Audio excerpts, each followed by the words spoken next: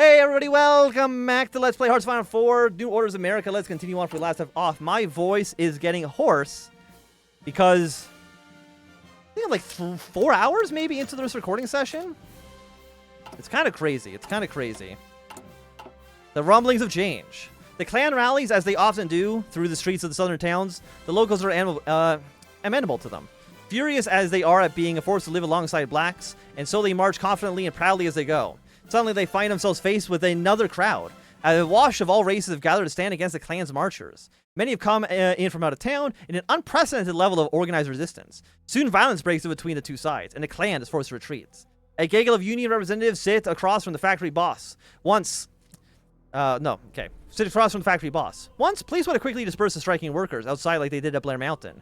Now, with union membership soaring, the boss sits and quietly sees as he reads their list of demands. He demands...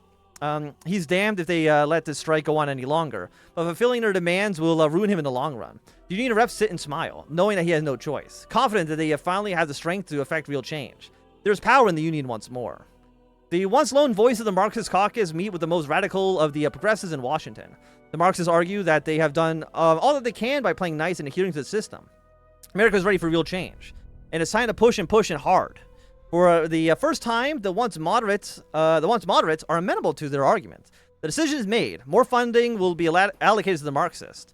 And those within the progressives who are tired of getting nowhere have agreed to help the radicals with whatever they need.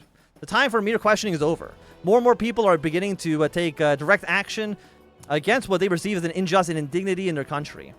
And they are beginning to push forward to the halls of power. Unless the establishment can offer up a meaningful solution to their problems for the American people, they will continue to turn down those with fire in their minds. Now again, the Marxists are not going to win even a single senator. So I'm not too sure exactly that's going to go for them in the long run.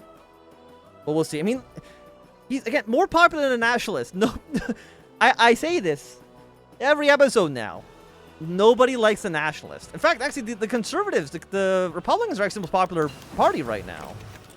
Which is crazy. -7. New Finnish Prime Minister. Plus, the Republicans are coming in fucking hard, man. Holy shit.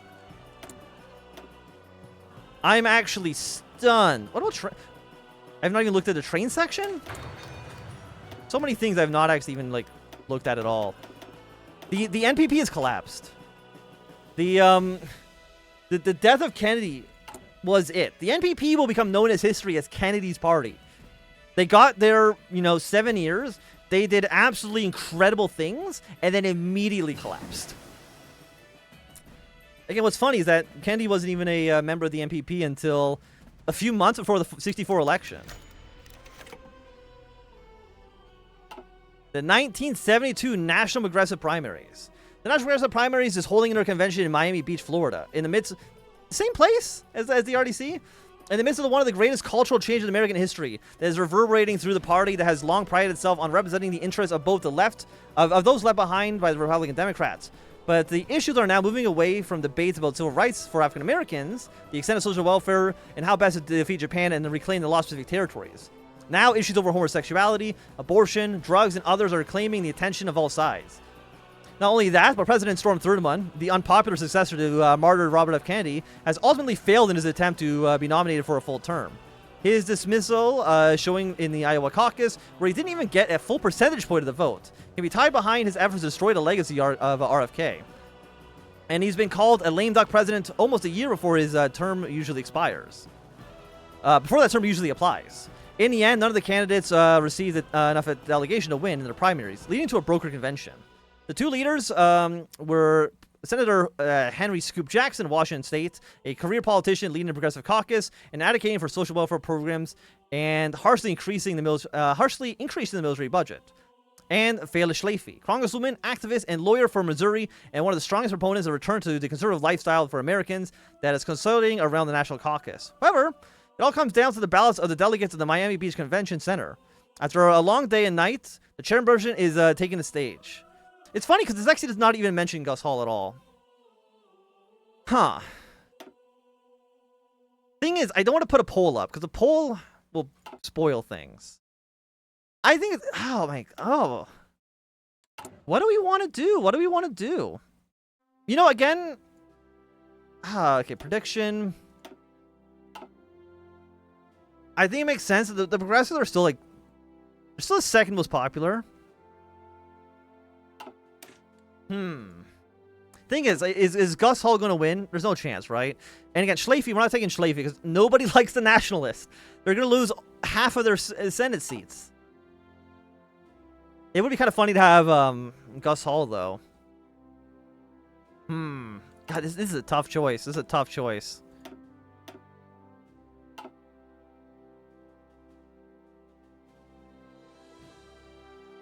You know what? We'll take the safe option here.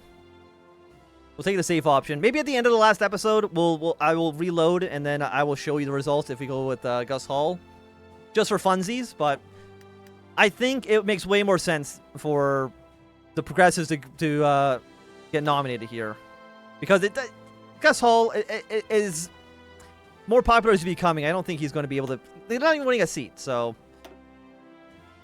What is it looking at? 92 versus 137. This is going to be an incredibly, incredibly fucking close election, man. Significantly more, like, RFK was going to win no matter what in 68. Like, there's no chance anybody was going to stop him. But now, I mean, again, the NPP is still leading. No, actually, now they're not. Now it's 141 to 97. It's close, man. I have no idea. No clue who's going to win the election this time around. Okay, good behavior they have not. And then we should be able to do... We've done what we must. Also, sorry, let me just show this a little bit longer. Albright on the Western Front. For Medellin, everything had to be perfect. Not just this dinner, but the fundraising that came with it. And a political clout that would bring both her and for her candidates. She hadn't spent too much time with Jane Kirkpatrick, of course, but she knew that she was the candidate that was the best fit for the Oval Office. She was better than the reactionary Phyllis Schlafly and cared more about the people than Scoop Jackson. And Romney, less said about him, the better. She had been planning the dinner for a while, even if not concretely. She had her entire game plan figured out, at least in theory. She knew who to talk to, what she'd say, and how she'd make her pitch. Why these people should support Kirkpatrick, both with their votes and with their wallets. The names were going to be... Oh, you know, the names that were going to be there weren't small. Not just any means. From Murkinski to Cheney to Crystal to Wolflitz, Albright, and by extension Kirkpatrick, was creating a grand coalition of people who would do whatever it takes to defeat the foes of America, both here and abroad. This was realpolitik. Just another form of it. Just as Jean Kirkpatrick promised to support those governments with democratic elements, she was also willing to work domestically with people that she didn't agree with on everything. John McCain, of course, being the perfect example. Madeleine had no love for the man, but she, as well as other people in charge of the fundraiser for Kirkpatrick's campaign, understood that he could be a useful ally, even if he had some opinions that were deemed diametrically opposed to the policy aims of the future Kirkpatrick administration. Her own opinions didn't matter. She was here for Kirkpatrick to raise money for her campaign, nothing more and nothing less. Okay, let's see. Can we go... Where was the trains? That's over here. Yeah, it was just, I guess, yeah, because they hide it behind, like, the 1980 tech. Armor train, railway guns. It's not even actually, like, locked behind, like, a timer. Oh, this is just, like, the, this is just a standard... Naval's World War II armor train. Yeah, that's just a standard, trains from the base game. I mean, that's reasonable. I understand why they wouldn't, like, put too much there. The new normal. Under the leadership of President Thurman, the United States has seen a nationwide surge in the amount of gerrymandering. All states in the South have been redrawn voting districts to ensure political victory for the Conservatives in every possible election. Most states in the Midwest have begun to this process as well. Even our northern politicians have shown compliance with what the rest of the country was implementing. Gerrymandering to give conservative offices in their states. Everything was going according to plan, and our efforts to guarantee an American free of foreign influence. Liberal riots have been breaking out across the nation, across the northern cities today, with large-scale movements in New York City, Boston, and Chicago. Our finest police officers were quick to crack down on the protests and restore the peace. Other democracies around the world condemned our actions, and some even threatened to leave the OFN. But our diplomats are managing the situation as we speak. Even if there's a slight obstruction of democracy here, it's all part of our plan to forge a pure, strong America. Everything is going along just fine. We're going to become more divided. That's going to lead to us being... Oh, no, very high. Never mind. We're still going great. Presumably due to us winning. What was the war that we won? Iran. Yeah, Iran gives more unity as well. So that's probably where this is coming from. And then we'll finish with the U21 days. I don't know if it's going to give us an event. It doesn't say it does, but it still might. And then once you are finished, we can actually deal with the oil crisis once and for all. And work with the Italians. See what these are all up to. Again, like, if Kennedy died, like, way earlier, would we kind of just be, like, stuck in a situation where there's no focuses for us to take?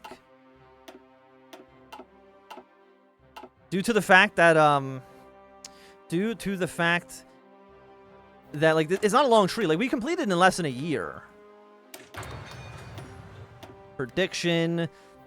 It's still so fucking funny to me that the nationalists are collapsing. Like, again, the whole NPP is, like, burning down. Current 114 to 126. This is the closest election in American history. I don't know. I don't think we're going to get to the election this time. But, I mean, my guess is that we do the election, and that'll probably be, like, the final episode. Right? Like, I'm trying to think. Unless Scoop Jackson has a focus tree. I don't believe that he has. That should... I guess not Scoop. I mean, also Gene Kirkpatrick. I mean, depends who wins, right? I don't think they have a focus tree. So, you know, where we get to is just where we're at. Stabilize Japan some more, just to kind of fuck with them. Just for the fun of it. Italy, are you done your focuses? Yeah, okay, so Italy's done their tree. They don't have anything else they could possibly do anymore. You know, Britain's done their tree. I think most of our allies are done their tree. They don't have anything else to do. It's really just us.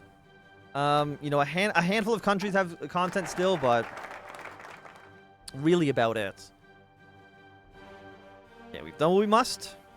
Thanks for the 50 political power. Again, needed it. It's like Germany, they need to get their way down to the bottom here, which again, they're not going to do because that doesn't actually happen. Japan,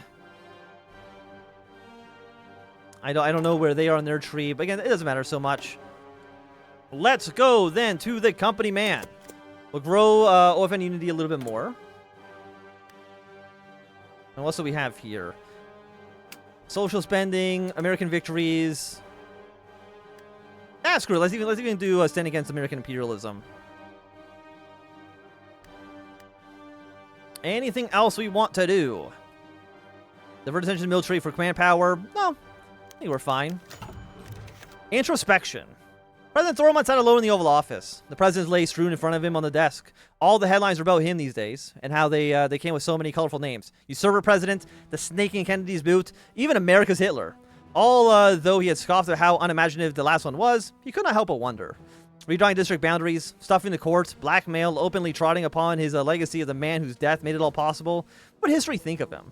What would they think of these adamantly blatant un-American actions that he had taken since day one to get to where he is now?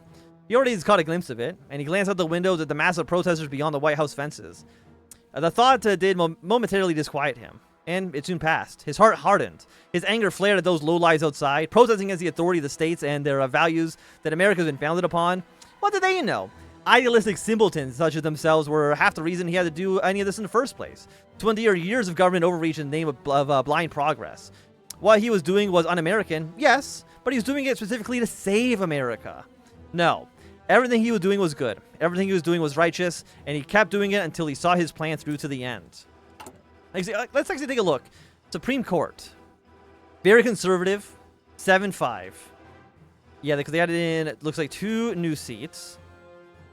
GDP is like $40 billion actually lower than what it otherwise would be. The package.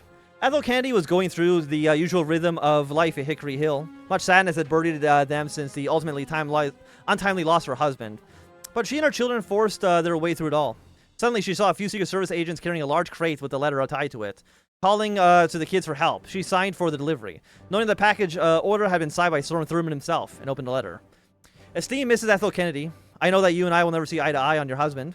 However, as I stated beforehand, I am deeply sorry for your loss, and I pray that the scourge of violence that has tormented us for far too long may be quickly banished from our nation. There's no way I can ever know what you would have gone through to have been so cruelly deprived of for your husband for so long before his dime. Therefore, aside from sending back his personal effects and documents to you, which is why there's a crate attached to this letter, the most I can possibly offer you is my hopes for a happy life for you and your children. I wish that you and your family the utmost peace and prosperity. Your heir, yours truly, President J. Storm Thurman, Sr. Ethel's oldest daughter, Kathleen, had found an itemized list of the objects next to the crate. Her oldest son, Joseph and Robert Jr., had pulled the crate open and found envelopes and boxes, all well packaged and containing objects of pristine condition. Ethel's feelings were mixed. This man Thurman was still destroying everything her late husband had worked for, but he seemed sincere enough in sending Bobby's things back. Perhaps that man still has something human in him then. Okay. We're at 997. Almost back to our 1,000 political powers. That's cool. That's nice to have. Is there anything else that I want to do? I don't. Man, no. I mean, it's really just a waiting game at this point. Polls have been updated. Are we losing even harder? Okay, not as hard. Not as hard. They're no longer losing 7 seats. They're losing only 4. Republicans are still +8. Democrats are -3. So it looks like it looks like the Republicans are going to be the most powerful faction in the Senate. Very different than where I thought I would be at the beginning of today. But again, it's all really just comes down to Stone Mountain. If I didn't kill all those people, Kennedy would probably still be alive. We probably would have a landslide for the progressives in the 72 election. But now, it's hard to say. Like, again, 132 to 110. Like, it's close, man. It's close. It's really, really, really hard to say. Get a company man. Are any of you, events? Oh, yeah, we have Sunset Ember Rain. Domination. Marita Koi read the most recent report of Sony's expansion into America with a sense of pride and accomplishment. The report was full of glowing numbers and devoid of any worrying news. Marito could tell that when the report was hiding negative information. This report had no such omissions. Sony now dominated the electronic market on the West Coast. In California, Sony outsold every American electronics company by a significant margin. Public trusted Sony, regardless of where this was based out of, provided better quality than anything else in America. Standing Hall. I'm surprised that Storm Thurman has not immediately put up an embargo on Japanese goods entering the United States. It seems like something that he would do. Okay, company man. Let's next go up 4. Let's get our way down to Sunset in Bahrain. We'll strangle the Saudis. Actually, I wonder, does Guangdong have any more focuses? Next decade calls. What lies ahead? It's hard to say. Because again, we don't have any information here. By the way, Iberia, did we... Okay, we're still at 46. I don't think there's anything I can do to, like, maybe I guess we can maybe try to send in more spies. Have a spy master, sure. That's something we get better points on. Foreign policy. Assist Chinese rebels. We'll see how that goes for you. Strangle the Saudis. It'd bypass if they were in a faction with us. Unfortunately, not the case. Not the case. Okay, CIA 3. There's all of our excellent train infrastructure. So let's go 65, 75, and then better trains. We love to see it. We love trains. We love trains, don't we, folks? Still so many electrical plants trying to get built as well. But I will say, no, okay. I was gonna say we'll get into this episode. I've got like another minute or so. Jason versus Kirkpatrick. While urban machines exchange deals for votes to committees, arranged donation drives, and canvases as they always had, America's voting public spectated the quadrennial tradition's most recent addition to the comfort of homes in a nation over. While the Walnut Street Theater in Philadelphia, Pennsylvania, Senator Henry Scoop Jackson engaged with his Democratic counterpart, Jean Kirkpatrick, in the first series of televised presidential debates covering topics both foreign and domestic. One sec. I want a coin flipper because I want to see who we're going to choose here. We're going to go probably heads Kirkpatrick, tails for Jackson. You won't be able to see the result, but just trust me on this. Jackson. I admire my opponent and her commitment to preserving and expanding America's strength abroad, but I question is her inexperience and decision to pursue this office at such a treacherous moment in our nation's history. What America needs now is an experienced leadership and steady hand. It needs men and women who have proven their capabilities to the American public for decades, not merely a political theorist. Ms. Kirkpatrick is an intelligent and capable woman, but I say, let's go with tested leadership. Kirkpatrick. Likewise, I deeply admire Mr. Jackson and the leadership that he has provided for many years. Indeed, I would be remiss if I did not highlight the variety of programs and initiatives which he has promoted for the betterment of our national security. But I ask, is America ready for more of the same? I am sure Mr. Jackson speaks well, but we need more than just politics as usual. We need to let the best and brightest of the academia, industry, and civil society rise to the top. We need a new generation of leaders who can inspire our country and take the fight to totalitarianism wherever it may be, among the student radicals in our streets or against the empire of Europe and Asia. Okay, let's flip. Heads Kirkpatrick, tails for Jackson. We are going to be getting a tails. Voters will side with Jackson on this one. But with that, it's going to be a good time for us to end this episode. If you enjoyed, thumbs up. Not enjoying it, thumbs down. You want to see more, subscribing. Goodbye.